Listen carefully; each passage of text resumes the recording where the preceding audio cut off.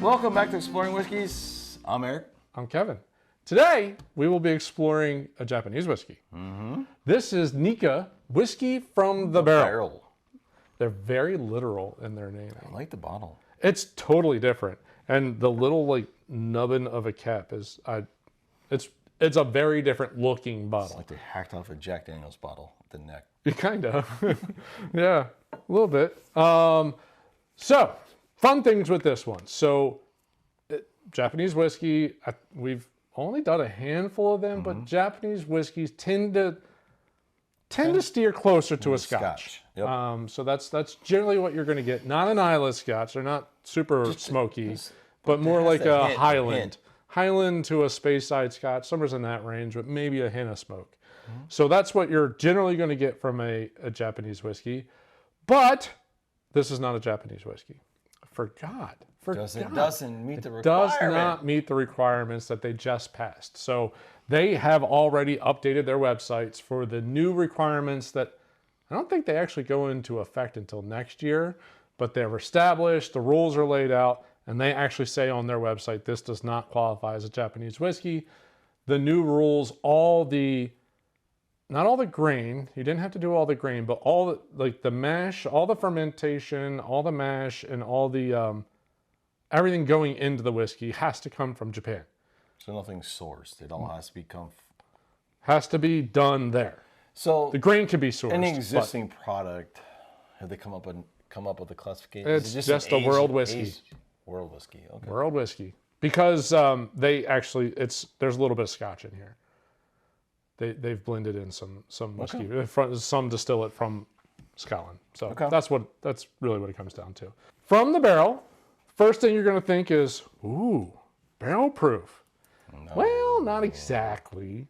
So it's 102.8, which is still pretty high for a Japanese whiskey, but that it's wouldn't high be for anything outside the United States. Yeah, that's true. That's a very true statement. But it's not necessarily what we would think as barrel proof. They reuse barrels, a whole bunch of different barrels. It doesn't pour spectacularly. That neck is so little. No neck Craig. Yeah. That's weird. So it's blended Japanese whiskeys and Scotch. Nikka is probably the biggest. Suntory and Nikka are probably the two biggest Japanese whiskey makers. I know they have the coffee, which is the still, really not the actual like coffee. They have single grain, single malts. They do have other ones that actually would qualify for Japanese whiskeys, but a lot of their blends bring in some Scotch. So this one brings in some Scotch. But still, 102.8. I mean, I'm slightly excited for it.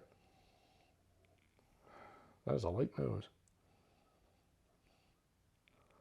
Which, even their website specifically says, the Japanese palate is more, it likes really delicate notes.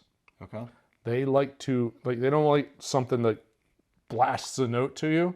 They want something that's really delicate that you kind of have to dig for. Then I wouldn't expect the proof to be as high. Yeah, I would expect it to be a lot lower. I'm interested to see how much because this the proof can overpower some of that. Absolutely, yeah. I wonder how much this is a U.S. This is specifically for U.S. Exports versus keeping it local. Like the Buffalo Trace that goes over and to Ireland at 80 proof.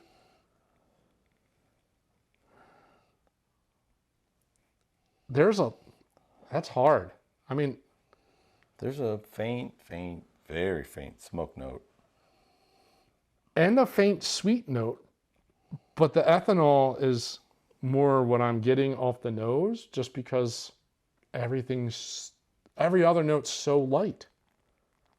I think taking a sip and getting a palate probably will help the nose a touch. Ooh. I like the palate. Ooh. You get the smoke in the front, and it does linger. But I like the proof, and it's not over. It's not overpowering. It's not harsh, but it's there. There's a warmth to Yeah. it. There's a doesn't touch of, the smoke. I like it.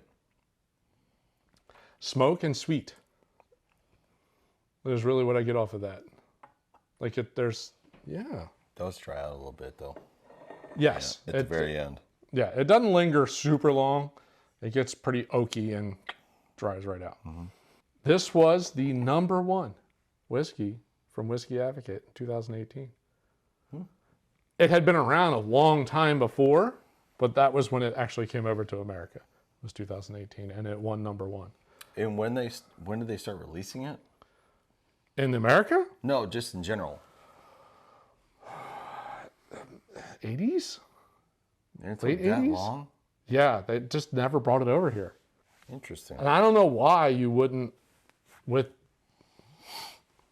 as proof forward as we are, as bourbon drinkers and rye drinkers and American whiskey drinkers, why wouldn't you want to release a high proof whiskey over here? Could just be a quantity thing. I'm not sure. They're watering it down. Adding water to it. I would assume so at 102, 103. No, I mean, good for them because I wish Scotches would do the same thing. Yeah. I'd love more Scotches around 100. 100. I mean, the Brooklotic, that distillery, the Port Charlotte was around 100. The Brooklotic, the Laddie was 100. Like, Scotches at 100 are perfect. I think we need to change the international laws, and whiskey needs to be at least 90. At least, just let us decide. There's too much product sitting in a warehouse right now. I know, yeah. But let us decide what proof we want to drink it at. Don't decide that for me.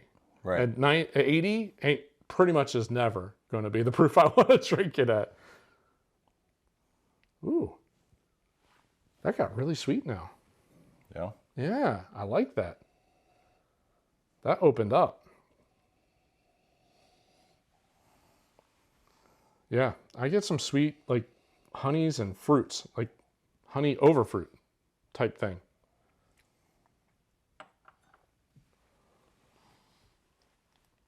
Yeah, see? That don't even have a neck. I was going to say neck pour, but that doesn't No. have a neck. But a thumbs up for the bottle open. Totally forgot to mention that. But, oh, the sweetness is really nice now on the nose. It actually shows up now. That's probably enough of the ethanol came off. I get a very heavy, like, spicy vanilla. Spicy vanilla. Yep. I would say probably like a heavy, like, vanilla bean. I'm going to say I still lean a little bit more towards honey. I really do get that vanilla note, too. Yeah, what is that spice? Yeah, it's there, and it still dries out. I mean, there's still... Yeah. It's funny. On the initial palate, it feels really oily, but the finish just is like it just dries right up. Yep. That's interesting. Water? So far, I'm going to say that's a pretty nice whiskey. I know the one who actually first said that this is one of his favorites was Mike Clift. Okay. He was just like, have you ever had Nikka from the barrel? I was like, no. He was like, really enjoy that. Okay. Piqued my interest. Now the ethanol is back. Yeah. It's more overpowering. Yeah. It's almost like it just washes out it everything opened else. it up. It opened up the ethanol really strong. Yeah, it which is everything else what out. it was like almost initially when we first poured. Ethanol was so overpowering that some of the other notes, which are more delicate, you couldn't get to. This is oddly a whiskey I think you need to sit with. I don't think it's something you can do, and I don't want to sit like a half an hour of sitting with a whiskey is probably sometimes right. Probably not a lot of fun to watch. That second sip for me drank more like a Scotch. It was thick. I got more smoke. That reminds me of the Highland Park. Yep. That's what that reminds me of. That's a lot of Highland Park. There's the sweet notes. There's the smoke notes. It's just thicker. That's not that I dislike that, but it was more, I don't know, it was more Japanese whiskey. Neat. That to me, that's Isla Park or Highland Park, possibly, or maybe even what's it, Talisker, the one that's an island, the Isle of Skye, I think. So it's not an Isla. It's not that level of smoke by any means, but it's a little bit more smoke, a little medicinal, which that's what Highland Park. This is about it. You can go either way. Water, no water. Depends on what your profile. Your profile and what you're looking for that night. Right now, I'm feeling like neat would have been really good to keep exploring, because I think it would have continue to open up. No, I mean, I think overall that's a good bottle. It's a really good bottle. $70 to $80. All right, and maybe that's on the higher end, but it is 103 proof-ish for a Japanese whiskey. It's pretty impressive. I can't say I don't know. It's not an amazing value, but I don't think this is an everyday drinker. You know what I mean? But if you compare it to the other ones, it's like, ooh. I think we get honed in on the proof. Yeah, totally. Yeah, you could spend $70 on a 80 proof Japanese whiskey like nothing. So the fact that it's cracking 100s. It'd be slightly smoky, probably sweet. Yeah. But just wouldn't have that. It wouldn't have a body to it. It wouldn't have a little kick to it. Kick in the rear. That's nice. That's a really nice bottle. I think that's a good whiskey that has a... I have to agree. I'm kind of amazed that there's no fancy bottle. Not fancy at all. For, I would think, a higher end whiskey. You know what I mean? Like you would think it has some cachet to it, but that is as simple as a bottle as you can get. For almost 103 proof, that this bottle would. I mean, it does stand out just because it does stand out. Look, it was just smush, but yeah, you'd think there'd be more to it. But maybe that's how they keep it in the $70, $80 range, and I'm good. I don't care about the fancy bottle. I care about the whiskey I'm drinking out of it. Again, I just need to travel more and figure out what is the proof profile. Regional proof profile. Yeah. Like you go to Japan, is it this or is it like 80s. the 80 to 85? I'm guessing. I'm guessing 85? Scotland is a lot of 80s. 80s. A lot of 80s. Seems like Ireland's